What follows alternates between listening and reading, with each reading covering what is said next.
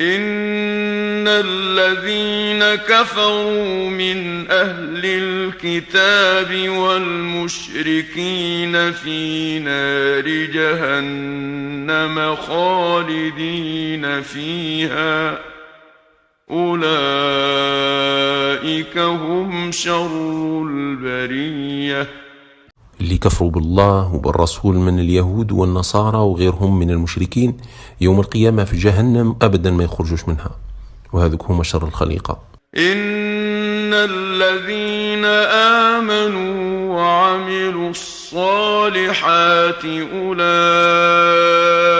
هم خير البرية. اللي آمنوا بالله وتبعوا رسوله صلى الله عليه وسلم هم خير الخلق عند الله. جزاؤهم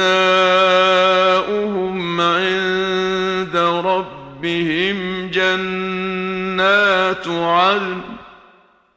جنات عدن تجري من تحتها الأنهار خالدين فيها أبدا رضي الله عنهم ورضوا عنه ذلك لمن خشي ربه.